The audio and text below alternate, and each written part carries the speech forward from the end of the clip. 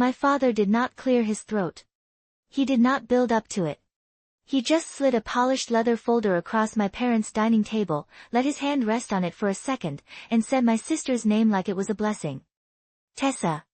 She had been home for 7 days. I had been carrying my parents for 10 years. My mother's small approving nod was the loudest sound in the room. I didn't argue. I didn't even blink.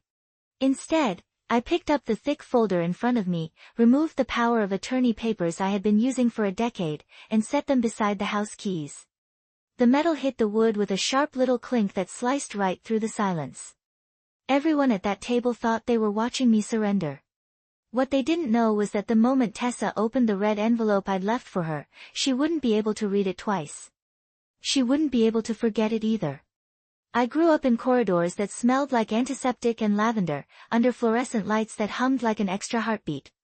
My father, Richard Hart, walked ahead of me with his shoulders back, greeting every resident of our small senior care facility by name. He shook hands, leaned in, laughed just loud enough to be heard. I trailed behind, pushing a wheelchair that was almost bigger than me, standing on my toes to keep it straight. The metal rattled whenever I hit a bump. My father would glance over his shoulder with that half-smile he used for me. "Careful, Allie," he'd say. Then he'd turn back to the person he was trying to impress. My younger sister Tessa never trailed behind anyone. She floated. New dresses, soft curls, soft lighting. Mom, Monica, staged her in doorways and next to seasonal decorations, snapping photos for social media with captions like, "Our bright future." So proud of this one. Sometimes I showed up in the background, half cut off, holding a clipboard or mopping up a spill no one else had noticed. The divide was rehearsed even when we were kids. Tessa got dance classes, summer camps, and creative freedom. I got responsibility. "Allison's so independent," my parents would say, smiling like it was a compliment instead of an explanation. When Tessa complained about homework, they hired a tutor. When I brought home straight A's, my father nodded without looking up from his laptop. "Expected from you." I remember one birthday with colorless clarity. Tessa's party, sparklers, gold balloons, cousins everywhere, playlists, photos, a custom cake. 2 months later, my birthday, a grocery store sheet cake left on the counter, slightly leaning, a plastic knife stuck next to it. Mom kissed my cheek on her way out the door. "Don't forget your work uniform, honey. You've got the evening shift." 16 years old, working the facility floor, not because they needed help, but because the mortgage did. I didn't resent Tessa. She didn't build the system. She just flourished inside it. I learned early that wanting anything made me inconvenient. So I stopped wanting. I stocked medication drawers, folded towels still warm from the dryer, sat with residents on nights when pain and loneliness kept them awake. I became the daughter who solved problems so quietly that there was no need to praise her. By 22, the pattern was stone. Tessa left for Atlanta to build her brand in content and creative media. My parents talked about her like she was already famous. When she called home, it was usually, "I'm short this month. Can you send a little extra?" They always did. Then my father got sick, and soon after, my mother. The business staggered. Staff quit. Regulations tightened. Bills stacked. The daughter they turned to was not the one they had poured money and attention into. It was me. I signed the power of attorney sitting on a vinyl chair in a hospital hallway at 2 in the morning. Mom watched the pen in my hand and nodded like this was obvious. "You're good with the serious things, Allie," she whispered. It didn't sound like praise. It sounded like assignment. Some nights, after trying to fix scheduling disasters and rewriting policies to satisfy state inspectors, I caught my reflection in the glass doors of the facility. Straight back, hair pinned up, tablet in hand. I didn't look like a woman in her 20s. I looked like someone who had been working for 30 years. Somewhere in that stretch of years, I stopped thinking of the place as my parents' legacy. It became my responsibility. Quietly, unofficially, completely. Tessa was the face, the story. I was the scaffolding. The shift didn't arrive as a single event. It crawled in, slow and ordinary. The first sign was an email about state inspections, the kind that had always come directly to me. This one went only to my father and Tessa. Then an internal memo about future leadership planning went out without my name anywhere on it. A nurse caught me at the desk one afternoon. "Aren't you presenting the operational report at the family succession meeting?" she asked. "What meeting?" I said. She blinked. "The one this afternoon." I was standing in the supply room when the text came through. A photo from my mother. Tessa, standing in front of our facility sign, hair catching the sunset, arms folded like she had just conquered something. Caption, Future Leadership. I stared until my screen went black. Later that evening, I walked into my parents' kitchen. The air smelled like roasted peppers and something sweet. My father was at the island, papers spread in front of him. Tessa sat next to him, twirling a pen, nodding like she'd been in every meeting that mattered. My mother leaned against the counter, soaking it all in. No one looked up. Finally, my dad noticed me. "Allison," he said, with a warm, distracted smile, "don't worry about the big picture stuff right now. You've done enough heavy lifting." He glanced at Tessa. "It's time for your sister to take on bigger responsibilities." Bigger. Tessa's lips curved into a polite little smile, the sort people wear on stage, not in kitchens. I didn't trust my voice, so I kept it inside. My fingers pressed into the edge of my tablet until the plastic creaked. Mom reached for my wrist. "You're amazing behind the scenes, sweetheart," she said. Let her shine. Behind the scenes. There it was. The role they had written and cast me in years ago. Later that night, I saw a folder on the dining table. Financial projections in Tessa's handwriting, columns that didn't add up, assumptions that ignored how healthcare actually worked. My parents' initials were in the bottom corner of each page. Decision made. Not discussed. Just done. I sat down and read every line. Not with jealousy. Not with heartbreak. With clarity. Then I smiled, just once, to myself. Closed the folder. Put it back exactly where I found it. And went upstairs. My childhood bedroom still had the faded pale blue paint my mother picked out when I was 8. Same bookshelf. Same desk. Same feeling. That everything important happened elsewhere. I sat on the bed, opened my tablet, and pulled up a blank document. No title. No headings. Just space. And I started writing. First, a timeline. 10 years in clean lines. The flu outbreak that wiped out half our staff. The year a state inspector threatened to shut us down until I rebuilt our protocols in 3 weeks. The month we almost lost Medicaid reimbursement because a form was misfiled and I hunted down every signature myself. Next, structure. Licenses, compliance standards, vendor contracts, hospital partnerships. Names, numbers, contact points. Who actually trusted us, who relied on our facility functioning, and who called me when things went wrong. I didn't need rage. I didn't need speeches. All I needed was documentation. At 5:30 the next morning, Savannah was washed in that gray-blue light that makes everything look like a memory. I parked outside Dr. Keaton's small office. He handled elder law in town and had seen our family through every medical crisis. He opened the door before I knocked. "Allison," he said quietly. "Come in." His office smelled like paper, cedar, and strong tea. He sat, unfolded his glasses, and read everything I laid out. He didn't rush. Didn't interrupt. Didn't look surprised. When he finished, he slid the pages into a neat stack. "They're moving without you," he said. I nodded. "And you're done asking to be seen?" Another nod. He tapped one corner of my notes. "You don't need revenge," he said. "You need structure." That afternoon, he called someone he said I should meet.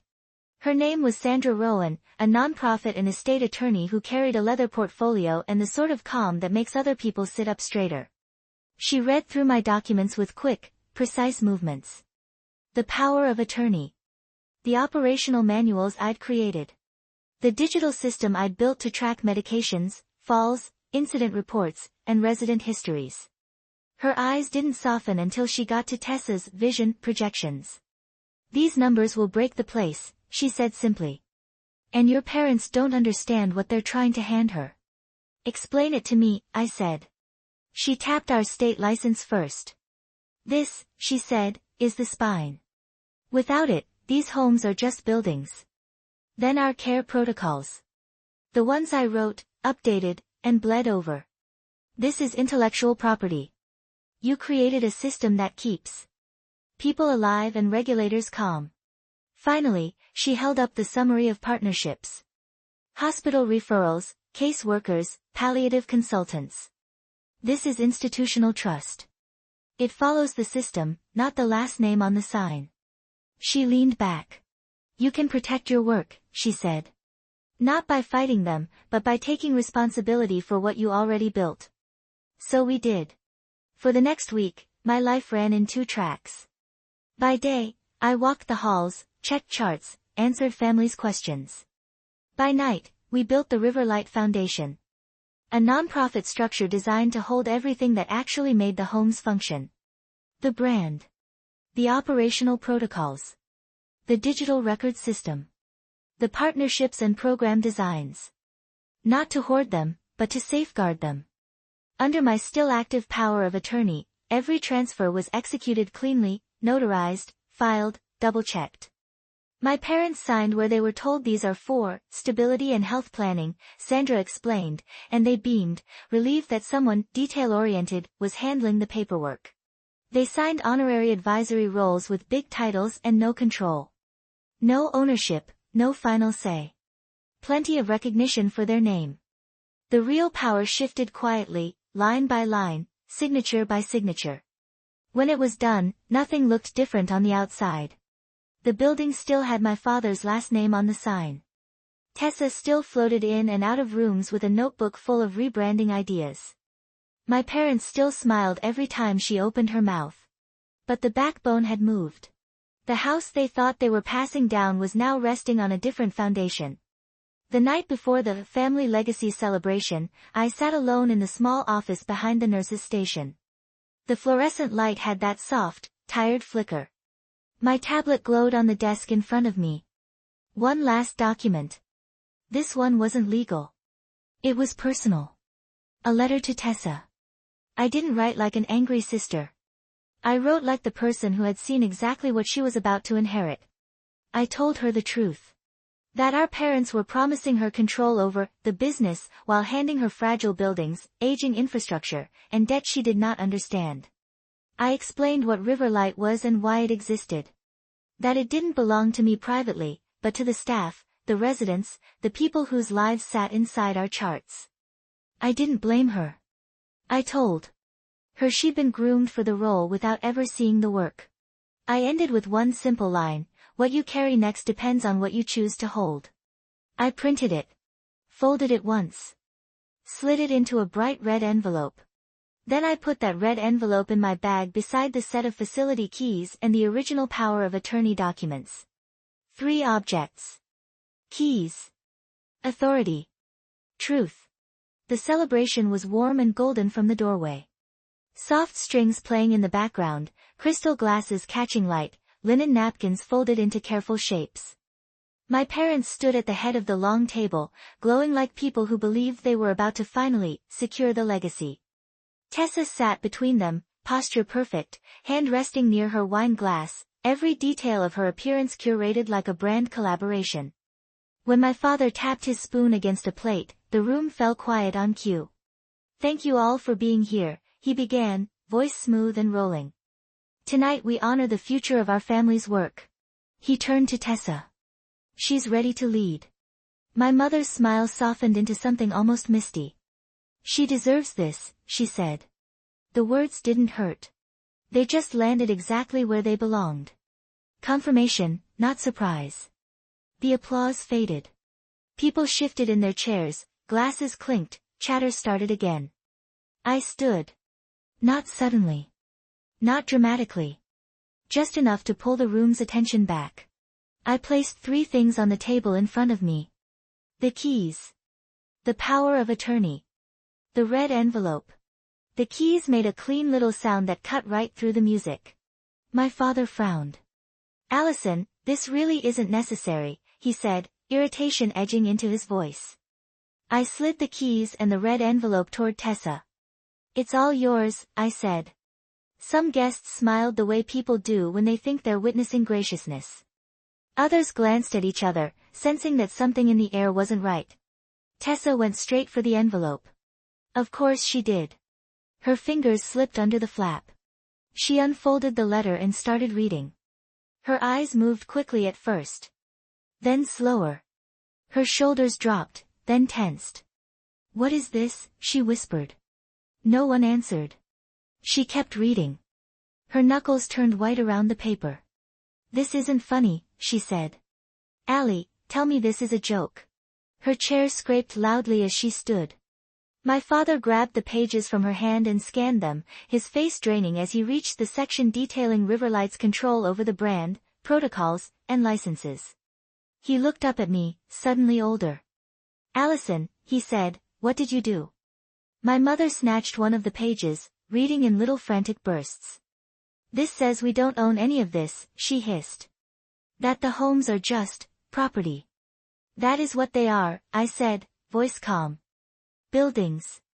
The structure lives somewhere else now. A hush dropped over the room. In the back corner, a man in a gray suit stood.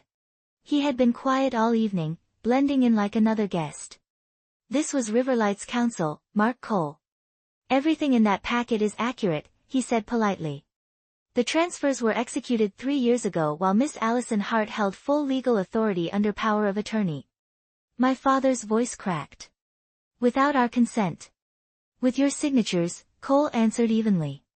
And with medical verification that you were unable to manage complex operations at that time. Third-party oversight is all on file. Tessa's gaze jumped between him and me. So what did you just hand me? She asked, no stage voice now, just fear. Cole folded his hands. 2 physical properties, he said. And the debt anchored to them. Any use of the brand, protocols, or program structure requires certification from Riverlight. Certification depends on maintaining the standards Allison designed. Mom stabbed a finger at the page. She can learn, she insisted. She can meet those standards. Cole lifted one sheet gently. If staffing ratios drop, safety protocols are ignored, or any core metric slips below the Foundation's threshold, Riverlight is obligated to revoke the license within 60 days. Without a license, the buildings are empty. My father's next words were barely audible. So we have nothing. I didn't correct him. They had exactly what they had always valued most, appearances, titles, and a room full of people watching them. The substance had moved somewhere safer. Tessa's voice was suddenly very small. I thought I was taking over something real, she said. You were, I replied quietly. The responsibility. The work. You just never noticed it was already on my shoulders. Cole closed his folder. This isn't designed to punish anyone, he said. It is designed to protect the residents and staff from instability. My parents looked at me like they were seeing a stranger. Not the girl they had leaned on. The woman who had stepped out from under them. I didn't offer comfort or apology. I simply stepped back from the table, turned, and walked out of the room, leaving the system exactly where it belonged. I didn't lie awake that night replaying it. The house felt different without that constant weight pressing behind my ribs. My phone stayed dark. No late calls, no emergencies. Staff knew where to go now. It wasn't to my parents' kitchen. By morning, the consequences had already started to ripple. Bank emails went to my father, not me. Vendors asked Tessa questions she could not answer. Compliance notices landed in inboxes that were not mine. I drove to one of the newer centers Riverlight supported. The building was simple. The light in the lobby was soft and warm. Volunteers were setting up morning activities, someone was tuning a piano, and a resident was laughing at something the nurse said. Life moving, steadily, far away from last night's performance. I went into my office. Small, functional, sun-warmed. I put my keys on the desk and exhaled a breath that felt like it had been stuck in my lungs for a decade. Later that week, I saw my parents in a Medicaid waiting room, sitting side by side on plastic chairs, hands folded, eyes straight ahead. They didn't see me walk by. I didn't stop. Not because I hated them. Because there was nothing left that I could carry for them without breaking myself again. A month later, during a site visit at another facility, I spotted Tessa. No makeup, hair tied back, pushing a resident's wheelchair with careful hands. Her voice was quiet, her movements deliberate. For the first time in her life, she wasn't performing. She was working. She didn't notice me. I let her have that moment. There were no screaming matches after that. No dramatic final showdowns. Just paperwork settling where it belonged. Just responsibilities landing in the laps that had asked for titles. Families fracture loudly. Boundaries land quietly. They settle like dust, soft and inevitable, once you stop pretending you're the one holding everything up. For the first time since I was a kid, I wasn't carrying anything that wasn't mine. Freedom didn't feel like victory. It felt like a quiet room, a clear desk, and a system that no longer depended on me being invisible. Sometimes the strongest thing you can say is nothing. Sometimes the silence that follows is the only truth that ever counted. If this story stayed with you, tell me where you're listening from, and share your own line in the sand moment in the comments. And if you want more true family stories like this, make sure you're subscribed.